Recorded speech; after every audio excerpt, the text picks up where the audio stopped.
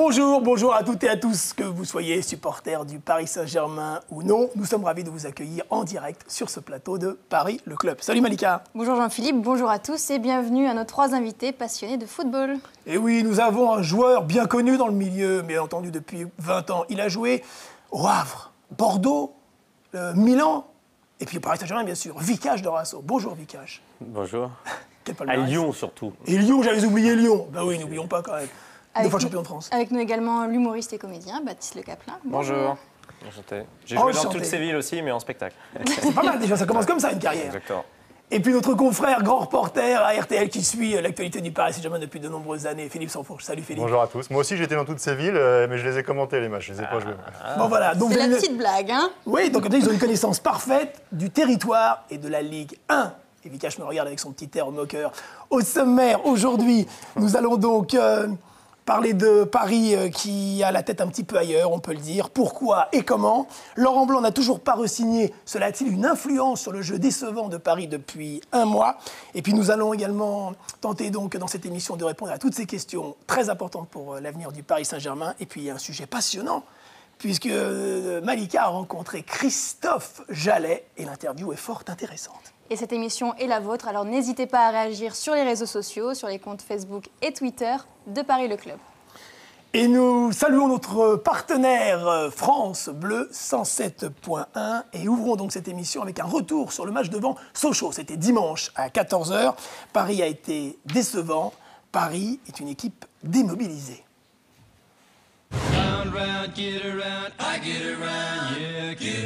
Le Paris Saint-Germain a la tête ailleurs, en vacances peut-être ou au Brésil, à la Coupe du Monde. Une victoire et le titre de champion est assuré pour le PSG, mais ce n'est pas encore fait. Finalement, celui qui résume le mieux la situation, c'est Salvatore Sirigu.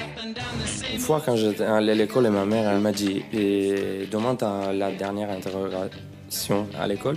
Si tu la feras bien, tu n'iras plus, tu as fini. Sinon, tu continueras à aller. Donc, pour moi, c'est le même sentiment. Demain, on a l'interrogation. Si on la passe, ça va. On a fini l'école et on va à la mer. Le gardien italien ne croyait pas si bien dire. Sur le but sochalien dimanche dernier, il était un peu en vacances. Beau plongeon, mais il repousse sur Thiago Silva, qui marque contre son camp. Sur ses 5 derniers matchs, le PSG n'a réussi qu'une seule fois à conserver sa cage inviolée. Paris avait pourtant fait le travail en première mi-temps, avec notamment cet enchaînement parfait d'Edinson Cavani, son 25e but toute compétition confondue depuis son arrivée. Un partout score final, le PSG ira donc au rattrapage mercredi contre Rennes pour partir en vacances avec un peu d'avance. Alors, Vicage, on le voit, Paris donc incapable de gagner à Sochaux. Chelsea qui avait éliminé Paris, qui est éliminé par l'Atlético de Madrid sur sa pelouse, 3-1. J'ai pas envie de dire que ça la fout un peu mal pour Paris depuis quelques semaines. Je pense qu'on est très dur avec Paris. Ils vont, je pense, avoir le meilleur point en fin de saison de tous les temps, le meilleur classement, le meilleur nombre de buts, la meilleure défense. Ils sont champions depuis pratiquement le début de la saison. Et puis on se plaint avec cette équipe. Je crois que le problème du PSG, c'est qu'ils sont beaucoup plus forts que les autres et c'est juste qu'il n'y a pas de championnat et qu'à l'arrivée, c'est compliqué de terminer, quoi. Et après le match, Lucas, il a déclaré « On ne pense qu'aux vacances ». Et justement, toute la semaine, ils ont posté sur les réseaux sociaux des photos de leurs vacances. Est-ce que la coupure de 2 jours accordée par Laurent Blanc, elle ne va pas les démobiliser au lieu de les remotiver?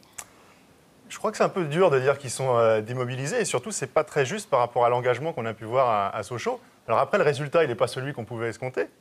Mais ils n'ont qu'une idée en tête, surtout, c'est de terminer la saison pour pouvoir, pour certains, se préparer pour la Coupe du Monde. Et puis d'autres, il y a la négociation des contrats, il y a effectivement pour certains les vacances, mais ils voulaient terminer le travail à Sochaux. Et c'est en cela que c'est peut-être un petit peu inquiétant, c'est que cette équipe ne s'est pas démobilisée. Il y a eu un coup de mou, évidemment, après l'élimination à Chelsea, ça c'est une évidence, et on l'avait vu notamment sur le match à Lyon derrière. Mais après, il y avait la finale de la Coupe de la Ligue, cette équipe s'est remise au travail. Et on n'a pas vu, surtout, le collectif qu'on a pu entrevoir tout au long de la saison. Et ça, il y a une raison, il n'y en a pas deux. C'est l'absence de Zlatan Ibrahimovic, qui est le chef de meute, qui est le leader collectif sur le terrain, dans le vestiaire, c'est la nounou, il a tous les rôles. Donc Baptiste, vous êtes d'accord? C'est-à-dire que l'absence de Zlatan explique aujourd'hui ce coup de moins bien et ces critiques sur le Paris Saint-Germain depuis quelques semaines? C'est sûr que son absence déjà sur le terrain à se faire sentir, ça c'est clair et net, on l'a vu. Mais après, La démobilisation, je pense que ouais, vraiment, on les a tellement bien vus terminer la saison et surtout on les voyait, même après le match aller en Ligue des Champions, même moi le premier, je les voyais déjà en demi. Je pense que là, ça les a sortis totalement de leur saison. Enfin, ça se voit déjà un joueur comme Verratti, il est totalement à côté de ses pompes, quoi. Donc ouais, je pense que et puis on sait que Verratti est très ami avec Ibrahimovic, c'est vraiment un mentor pour plein de gens dans le vestiaire. Ouais, c'est clair qu'il manque énormément. Ouais. C'est pour ça. Mais Vikash, c'est un peu normal quand même qu'il y ait une démobilisation comme ça. C'est inquiétant qu'un club comme le PSG, qui a construit une grande équipe à coups de millions, soit dépendant autant d'un seul joueur. Ça veut dire qu'il y a quelque chose qui ne va pas. Je ne pense pas que Cristiano Ronaldo, quand le Real l'a perdu pendant quelques semaines, ils ont continué à gagner, à marquer des buts. Donc ça veut dire que c'est... Ah bien sûr, en championnat, ils ont gagné tous leurs matchs sans lui. Le match retour à Dortmund, il se prend une volée. Non, mais cette année, là. Cette année, Cristiano Ronaldo, il ne jouait pas à Dortmund, ils se sont pris une volée. Ok, excuse-moi. Mais avec des joueurs de cette dimension, c'est compliqué. Non, mais je veux dire que c'est pas normal. Bon, après, c'est normal aujourd'hui parce que Zlatan est important. Et puis la deuxième chose, c'est que moi j'ai été joueur de foot et à aucun moment on rentre sur un terrain pour ne pas bien jouer, perdre un match, en étant démobilisé. Alors que parfois ça peut arriver qu'on soit moins concentré. Mais j'imagine pas les joueurs du PSG rentrer sur les derniers matchs en se disant on va pas gagner, on n'est pas bien. Non, ils rentrent pour gagner, avec les conditions du moment qui font qu'ils ont tellement de points d'avance qu'ils peuvent être un peu démobilisés. Puis d'accord, il y a un joueur, il y a Zlatan, mais il y a aussi un homme fort qui est censé être l'entraîneur, Laurent Blanc. Qu'est-ce qui se passe ? Il s'est fragilisé tout seul, Laurent Blanc. Avec son histoire de prolongation de contrat, il ne faut pas oublier qu'il est toujours sous contrat jusqu'à la fin de la saison prochaine. Hein. C'est pas s'il ne prolonge pas, ça s'arrête à la fin de la saison. Non, il a quand même encore une année de contrat et lui a été proposé cette prolongation, on va dire formellement il y a quelques semaines, mais dans l'idée, dans l'esprit, depuis le mois de novembre, en fait, le club souhaite prolonger Laurent Blanc. Et il a fonctionné comme il fonctionne toujours, Laurent Blanc. On l'avait vu avec l'équipe de France avant l'Euro. Et à Bordeaux aussi. Le président de la Fédé lui avait proposé de prolonger. Il a dit non, moi j'attends de voir ce qui va se passer, on fera les comptes à la fin et ensuite on prolongera. Il s'est mis tout seul dans une situation un petit peu compliquée parce que maintenant il est obligé de valider le titre après la Coupe de la Ligue pour pouvoir prolonger. Mais Baptiste, donc ça, bien entendu, cette indécision de Laurent Blanc, elle a une influence directement sur le fonctionnement de l'équipe. Vous, Bordeaux, vous êtes supporter de Bordeaux, vous connaissez bien ce club-là. Ouais. Ce qui s'est passé il y a 4 ans, c'est un peu la même chose. Bordeaux rayonnait et puis il hésitait. Donc il a une vraie influence. Et pour avoir parlé avec certains joueurs, ce qu'ils me disaient, c'est que de voir le coach dans le flou comme ça, de dire on ne sait pas s'il veut rester avec nous ou s'il veut se barrer ou quoi, ça met un petit doute inconsciemment dans les rangs de l'équipe. Et Laurent Blanc, moi je ne suis pas surpris, il gère très mal ses fins de saison. Enfin, que ce soit avec Bordeaux, l'équipe de France ou Paris, il gère mal sa com. Il gère trop mal sa com, je trouve. Vikash, il a un problème de com, il n'a pas le bon conseiller. Non, mais je ne comprends pas comment la situation de l'entraîneur elle peut influer les joueurs, quoi. Les mecs qui sont payés des millions, qui jouent au foot et qui gagnent leurs matchs ou qui les perdent. Mais comment, parce que Laurent Blanc va être là ou pas là, ça va faire qu'on joue bien ou pas bien. Leur but, c'est Laurent Blanc qui parte ou qui reste, ils vont continuer à jouer au PSG, avec quel que soit l'entraîneur qui arrivera l'année prochaine. Et ils s'en moquent complètement. Donc, à Bordeaux, ils ont tous été prolongés, ils ont tous pris beaucoup d'argent, tous, parce qu'ils sont devenus champions. Puis d'un seul coup, ils jouent mal, parce que l'entraîneur, il ne sait pas s'il va être... D'ailleurs, il avait signé, parce que j'avais compris, il avait signé aussi en équipe de France. Alors que le fait d'être prolongé, ça doit les rassurer, eux, pour pouvoir continuer à bien jouer. Nous allons poursuivre tout de suite. Revue d'effectifs, donc à 6 semaines du Mondial, objectif Coupe du Monde. Au Paris Saint-Germain, les joueurs auraient la tête à la Coupe du Monde. Mais au sein de l'effectif parisien, qui ira vraiment au Brésil, qui doit encore se montrer, revue d'effectifs. Au PSG, et sauf blessure, ils sont 8, soit 33% de l'effectif à être sûrs de rejoindre leur sélection pour le Mondial. Bien sûr, il y a Thiago Silva, capitaine de la Seleção, le meilleur défenseur du monde n'a qu'un objectif en cette fin de saison, mener le Brésil à la victoire. Pour le reste, Edinson Cavani est indiscutable avec l'Uruguay, tout comme Grégory Van der Wiel avec les Pays-Bas. Matuidi et Cabaye joueront en équipe de France. Même combat pour Thiago Motta et Salvatore Sirigu qui s'envoleront avec la Squadra Azzurra. Ezequiel Lavezzi, lui, n'est pas sûr d'être titulaire avec l'Argentine, mais il en est un membre essentiel. Les Brésiliens du PSG ne vivront pas tous de l'intérieur la Coupe du Monde au pays. Maxwell et Lucas, régulièrement appelés, ne l'ont plus été lors de la dernière sélection. Le train est peut-être déjà passé pour eux. C'est aussi le cas de Javier Pastore, qui a perdu sa place en sélection en même temps que celle de titulaire à Paris. En revanche, Marco Verratti avec l'Italie et Lucas Digne avec la France ont sûrement saisi leur chance au bon moment. C'est une fin de saison à enjeu pour eux. C'est aussi le cas des autres Français de l'effectif qui n'iront pas au Brésil. Rabiot, Jallet et les jeunes Coman et Ongenda. Tous doivent prouver qu'ils ont leur place au club la saison prochaine. Jérémy Ménez en fin de contrat ne sera plus là, mais s'il veut signer dans un grand club, il faut jouer. Alors avec cet effectif pléthorique, le Paris Saint-Germain se doit de rester compétitif.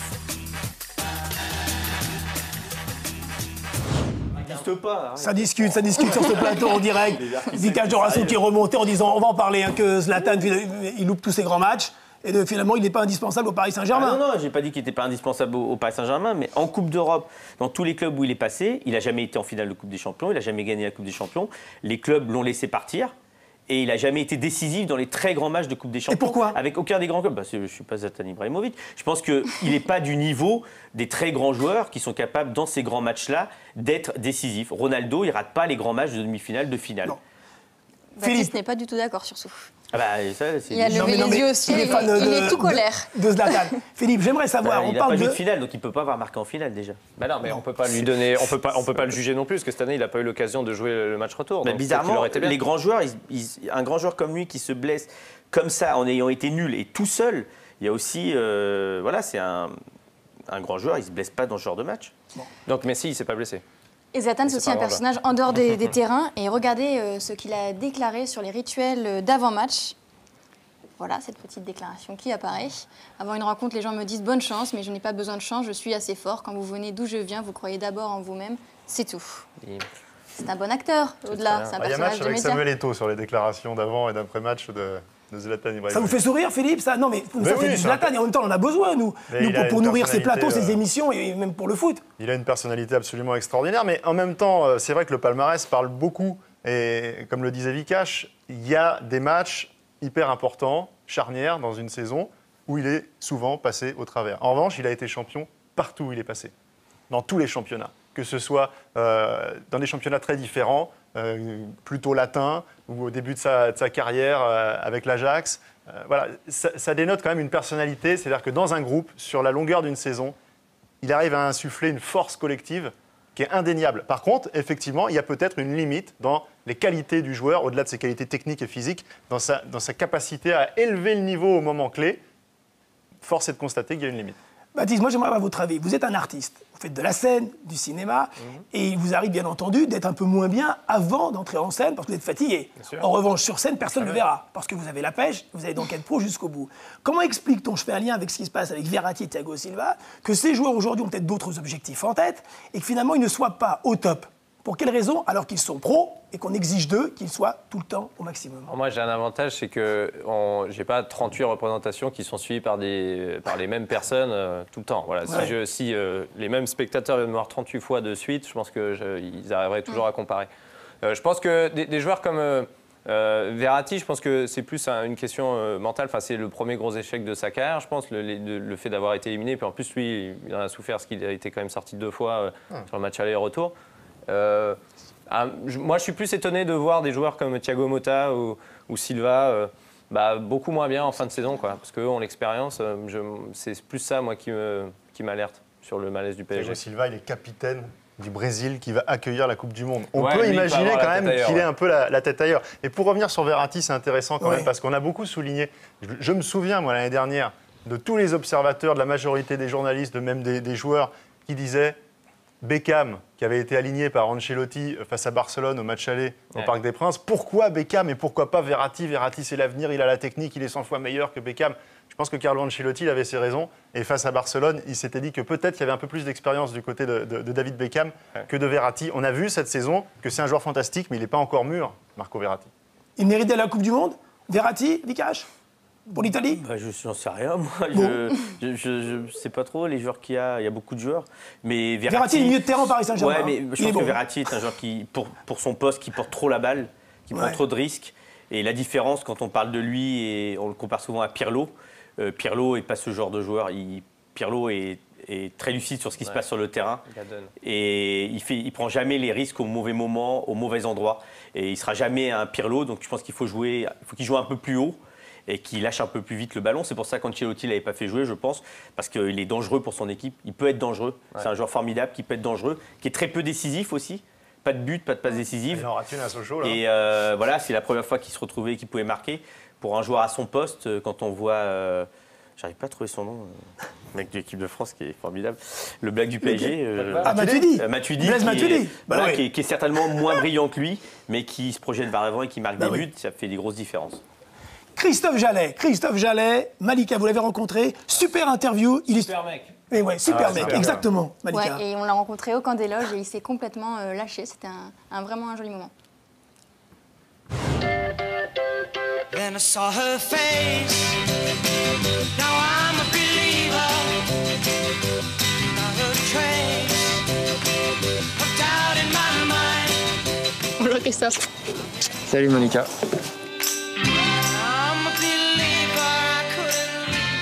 Comment tu juges l'évolution du Paris Saint-Germain, toi qui as vu arriver l'ère Qatari? On est aujourd'hui au cœur d'un des plus grands clubs européens, c'est-à-dire qu'on a du mal à vraiment s'en rendre compte quand on est dedans. Mais maintenant, c'est vrai qu'on peut comparer, pas au niveau de l'histoire encore, puisqu'elle reste à faire, mais au niveau des ambitions et du projet, ça ressemble beaucoup à ce que fait le Real, le Barça, le Bayern, voilà, les plus grands clubs européens. Et toi, est-ce que tu t'imaginais jouer les 2 matchs de quart de finale quand tu es arrivé, quand tu as signé à Paris? Bah non, alors c'était très très loin déjà quand je suis arrivé à Paris, il n'y avait même pas de qualification pour une coupe européenne. Et puis bon, au fil du temps, la Ligue des Champions s'est offerte à nous, et à moi aussi. Et ouais, ça fait 2 années de suite que je joue des quarts de finale de Ligue des Champions. Alors à chaque fois, le scénario ne se prête pas forcément à mon bonheur. Mais voilà, c'est quelque chose dans ma carrière qui restera gravé. Vous avez été éliminé en Ligue des Champions, en quart de finale. Laurent Blanc a dit qu'il n'y a pas mort d'homme. Comment toi, tu le ressens? C'est notre métier, notre passion, et moi je ne sais pas si une nouvelle demi-finale de Ligue des Champions se pointera devant mon nez comme ça. Donc ouais, j'étais vraiment très très frustré, abattu et déçu à la fin du match. Alors Ancelotti disait de toi que tu étais le meilleur arrière-droit français. Est-ce que tu es d'accord avec lui? C'est toujours le cas? Faut lui demander, moi je ne sais pas. Mais en tout cas, il m'a fait beaucoup de bien durant son passage au PSG, il m'a donné vraiment une grande confiance et il m'a amené au plus haut niveau jusqu'à l'équipe de France. Ça a l'air assez unanime au sein de... Ouais, c'est clair. Ouais. Je pense que de toute façon, il a fait l'unanimité, que ce soit les joueurs qui ont joué, qui jouaient moins, qui jouaient pas du tout. Il a su donner du temps de jeu et une certaine affection à tout le monde. Et vraiment, c'était quelqu'un de très très humain et qui a su faire passer son feeling. Et aujourd'hui, c'est pour ça que tout le monde est unanime à son sujet, je pense. Tu parlais justement de l'équipe de France. Est-ce que tu penses que ta blessure, elle t'a privé de cette Coupe du Monde? Tant que la liste n'est pas dévoilée, tout le monde a des raisons d'y croire, que ce soit moi ou d'autres d'ailleurs dans le même cas. Tu parles de l'équipe de France avec Yohan Cabaye, Matuidi, Lucas Digne. Ouais, bien sûr. Ouais. Pour eux, ça semble un peu plus proche. Et j'espère en tout cas qu'il y aura un maximum de Français au PSG qui partira à cette Coupe du Monde parce que ça sera aussi le révélateur d'une bonne saison pour nous.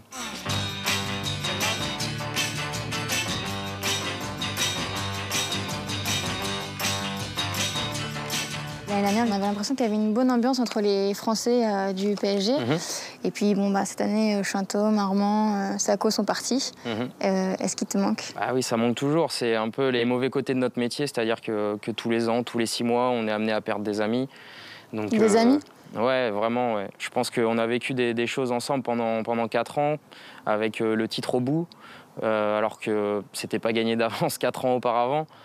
Voilà, c'est des moments qui rapprochent, on a bien profité et c'est sûr que ça fait toujours mal au cœur de voir ses potes et partir. Mais bon, vous êtes en contact? Bien sûr, on se voit toujours. Et on a vu que tu avais fait une apparition avec tes collègues dans un épisode de Léo Mattei, Brigade de mineurs. C'est vrai. Alors, pourquoi? Ça a permis de découvrir autre chose, c'est ce qui fait aussi l'avantage de Paris, c'est qu'il y a une diversité culturelle qui permet de voir autre chose que notre métier. Quels sont les endroits que tu apprécies ici? Il y en a pas mal. Après, moi, ce que j'aime bien, c'est... je suis un bon vivant, j'aime bien la gastronomie, j'aime bien rigoler, donc j'aime bien aller au théâtre aussi. Au théâtre, ouais. Parce que, par les villes dans lesquelles je suis passé, les théâtres, ça courait pas les rues. Donc, j'essaye d'en profiter un maximum ici. Donc, si je peux aller me faire une petite soirée resto-théâtre... ça, c'est ta soirée type à Paris? Avec les amis, ouais, c'est vraiment top. Mais avec tous les titres que vous avez eus, Il y a forcément eu des moments où tu fais la fête. Bah, pas tant que ça. Hein. Enfin, si, il y en a des moments où on fait la fête. Mais on préfère se regrouper justement entre potes. Chacun invite un barbecue à la maison. C'est plus notre délire, en fait. Donc, t'avais pas d'adresse nocturne à nous conseiller? Pas trop, non. Vraiment, si je suis pas de bon conseil de ce côté-là. Bah, tant pis, j'irai sans toi. Ce sera pour une prochaine fois. Barbecue, par contre, chez moi. Pas de Merci, problème. Christophe. De rien. Il est sympa, ce Christophe. Baptiste, il parle d'exemplarité, de simplicité. Est-ce que ce type de joueur est un petit peu en voie d'extinction? Je ne sais pas si c'est en voie d'extinction, mais lui, il donne vraiment une très belle image. Puis moi, j'ai pu parler avec lui pas mal de fois, et c'est vraiment un chouette gars. Ouais. C'est un mec qui est très lucide sur ses qualités. Moi, je lui parlais quand il commençait à être sélectionné en équipe de France. Il m'a dit ouais, on sait, moi, je profite, mais on ne sait pas, on verra. Van der Wiel venait d'arriver, il m'a dit ouais, je vais peut-être pas rester titulaire. Donc, il était très lucide et ça m'a fait super plaisir de le voir cartonner contre Chelsea. Vraiment, ça a été un des meilleurs Parisiens à l'aller. Ouais, ça fait plaisir à beaucoup de fans. Hein, Ouais, c'est un mec bien. C'est important pour le PSG de garder un noyau de joueurs français. Je crois qu'ils n'ont pas le choix. Ouais, c'est pour ça que Ils sont obligés de garder des joueurs formés au club et français et de les avoir dans l'effectif. C'est pour ça qu'ils courtisent Pogba, Griezmann. Ouais, certainement. Ouais. Je pense qu'ils veulent les meilleurs joueurs, qu'ils soient français ou pas français, ils les prendront. Et puis, si le PSG gagne, ça ne posera pas de problème. Si le PSG ne gagne pas, ça posera peut-être un pour problème. l'équipe de France, avoir Pogba, ça serait génial. Enfin, on aurait Cabaye, Matuidi et Pogba dans la même équipe, ça serait top. Ça ne prend pas trop le chemin quand même. Hein, là, la Juve fait un peu de forcing pour garder, Philippe. Ça s'est pas mal refroidi quand même ces derniers temps. Pour une raison très simple, déjà, c'est que Pogba place pas le Paris Saint-Germain comme une priorité. Ouais. C'est un club qui évidemment lui ferait plaisir. Il y a plusieurs qui passent le Paris Saint-Germain comme une priorité. Au début, c'est vrai. Et pourquoi? Parce qu'on préfère aller au Real. L'image encore de Paris. Voilà. Il n'y a pas encore cette histoire, ce passé. Maintenant, ce qui est une évidence, c'est que moi, pour avoir vu arriver des joueurs comme Thiago Motta, comme Lavezzi, comme Salvatore Sirigu et même Zlatan ou Thiago Silva, ils ne regardent pas de la même manière la façon dont ils pouvaient percevoir le club et la ville de Paris avant d'y habiter. Ils prennent conscience ensuite, et c'est aussi avec leur famille, avec leurs femmes, leurs enfants, que vivre à Paris dans les conditions dans lesquelles ils vivent, c'est-à-dire avec beaucoup d'argent et avec une certaine forme, entre guillemets, d'anonymat, parce qu'à part Zlatan Ibrahimovic, Lavezzi ou Sirigu peuvent se balader sur les Champs-Élysées. Ils ne vont pas être harcelés comme ils l'étaient quand ils jouaient par exemple à Naples en Italie, où là ils ne pouvaient pas mettre un pied dehors. Donc cette qualité de vie, ils l'aperçoivent aussi beaucoup plus a posteriori, une fois qu'ils sont au club. Vous allez souvent au camp des loges, le camp d'entraînement. Ça arrive. Vous avez un abonnement là-bas ou presque. Est-ce qu'il y a une ambiance un peu différente depuis que Paris joue moins bien? Il y a moins de monde, moins de supporters qui se déplacent? Ou alors là, il faut être honnête, sur les supporters au camp des loges, il y en a très peu parce que tout est assez cloisonné, on protège les joueurs, même le parking où les joueurs arrivent avec leur voiture, il est cloîtré. Donc il y a moins de supporters qu'à une époque. Et surtout, le camp des loges, vous savez que Paris essaye depuis des années maintenant de trouver un nouvel emplacement pour son centre d'entraînement, pour pouvoir aussi construire des infrastructures qui vont permettre aux supporters de pouvoir assister parfois à des entraînements. C'est vrai qu'aujourd'hui, c'est très très compliqué, c'est même impossible. Messieurs, parlons de votre actualité. Je commence par le livre Tatane. Ah, c'est Gallimard, jeunesse. Voilà. Alors, il y a des dessins. Le but, c'est quoi, Vikash? D'avoir sorti celui qui sortira dans 15 jours aux éditions Gallimard Jeunesse. Tatane, c'est au départ un manifeste qu'on a coécrit à 3, qu'on a lancé sur Internet. Et on milite pour un foot durable et joyeux. On s'est retrouvé dépassé par notre succès. On est passé en assaut et après en mouvement d'abord et après en assaut. Et puis on change les règles du foot. On fait des petits tournois un peu partout. Et puis quand on avait quelques-unes, donc il y en a une, je sais pas, il y en a une où on joue sans ballon, il y en a une où on joue pieds nus, il y en a une, voilà. Puis un jour, on s'est dit on en fait 50 et on les a proposés à Gallimard. Ils ont trouvé ça super.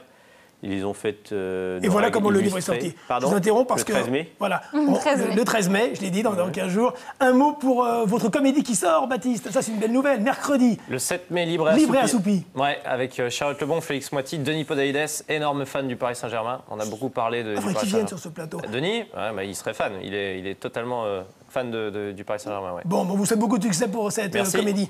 Un mot avant de conclure sur notre grand vote, cher Malika. Ouais, alors, le résultat de la première question que l'on vous a posée la semaine dernière, la meilleure recrue du Paris Saint-Germain cette année, et c'est Cavani qui l'emporte, juste devant Laurent Blanc. Et une nouvelle question Et oui, c'est comme ça, les résultats. Les résultats, Laurent Blanc, 31%. Donc Cavani, deuxième, 10, Marquinhos, Cavani. Voilà notre classement. Et la nouvelle question à laquelle vous allez pouvoir répondre sur le site de France 3 Paris, c'est quel est le joueur le plus exemplaire de la saison? Réponse, évidemment, la semaine prochaine. Vous avez une idée en 3 secondes chacun. Le joueur le plus exemplaire, Vikash, de la saison. Attention, on conclut dans quelques secondes. Non, merci. Celui dont il a Baptiste, oublié le joueur le nom. plus exemplaire de la Matuidi. saison. Matuidi. Et pour Évidemment, Philippe, Blaise Matuidi. Blaise Matuidi, voilà nos spécialistes ce qu'ils disaient. Merci messieurs. Malika, on se retrouve la semaine prochaine en direct sur ce plateau Paris Le Club. Merci gentlemen. Merci à À vous. bientôt. Merci à vous. Bye bye. Bonne journée sur France 3 Paris. C'est bon. C'est parti.